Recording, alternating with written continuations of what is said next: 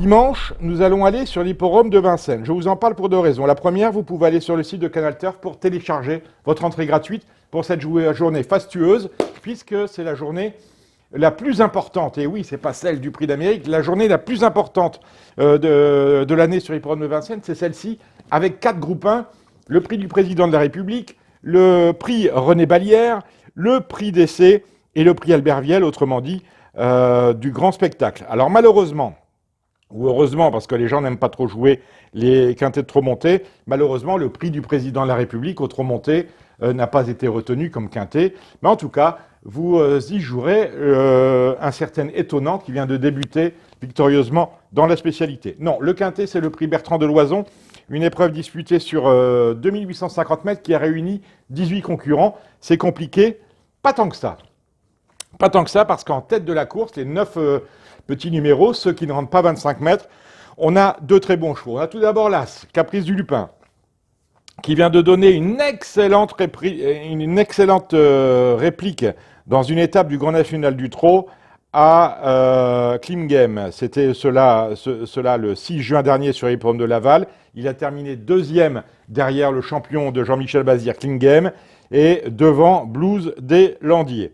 Et bien justement, la ligne de Laval fait foi. Le 1, Caprice du Lupin, est une première chance. Et le 4, Blues des Landiers, qui dispute également cette épreuve, aura lui aussi une très belle carte à jouer.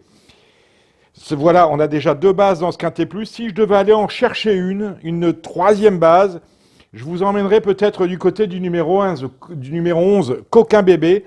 Coquin Bébé, c'est l'entraînement de Franck Leblanc. La drive d'Adrien Lamy. Et ce numéro 11, Coquin Bébé, reste sur 2 succès d'affilée. Il faut se souvenir que Coquin Bébé, lorsqu'il était 3 ans, il était de classique, il a eu des problèmes.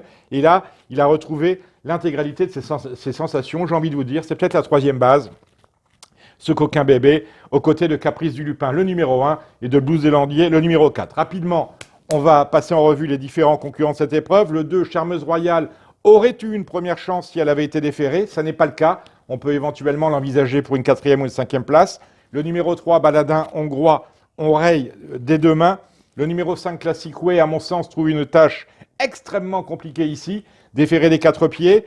L'entraînement de Sébastien Garato reste sur une victoire à une 4e place. Mais je ne le sens pas dans cette course-là. Comme je ne sens pas non plus le numéro 6, Diabora BR.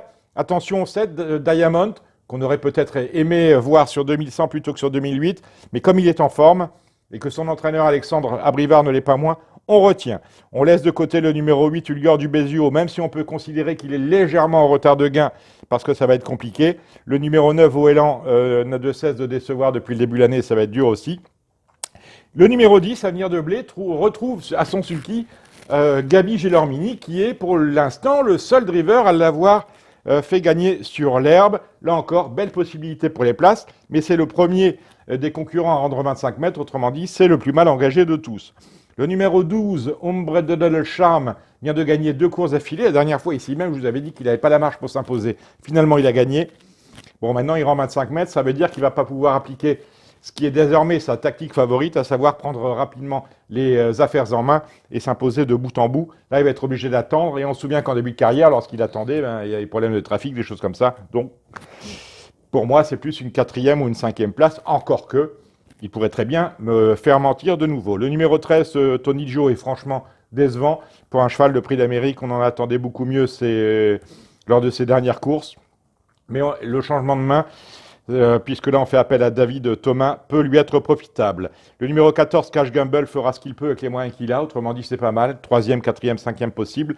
Le numéro 15, Bugsy Malone, voilà l'empêcheur de tourner en rond, de très loin, la meilleure chance au 2e échelon, déféré des 4 pieds, mais il vient de décevoir, 6e, auparavant il est resté sur 3 succès d'affilée, réhabilitation absolument possible. On retrouve Jean-Michel Bazir au sulky numéro 16, Beaugamin, déféré des 4 pieds, Beaugamin qui vient de battre son record personnel. C'est une belle possibilité, mais à mon avis, il y a un lot. Je vous disais que Bugsy Malone, le numéro 15, était la meilleure chance du 2e échelon. La 2e meilleure chance du 2e échelon, c'est le 17, une sérénade. Serge Pelletier à l'entraînement, Éric Raffin aux manettes. Avec Éric, une sérénade, on est pratiquement à 100% de réussite, toujours à l'arrivée. La dernière fois, elle s'est encore classée 2e, auparavant, elle était disqualifiée. Là, c'est une chance tout à fait intéressante.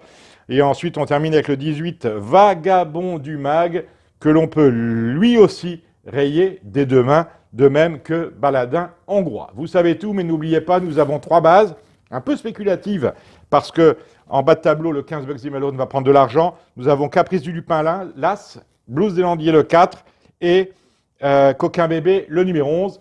Jouez bien, on se retrouve la semaine prochaine pour parler de nouvelles belles épreuves. J'espère qu'on sera un peu mieux servi que ce week-end.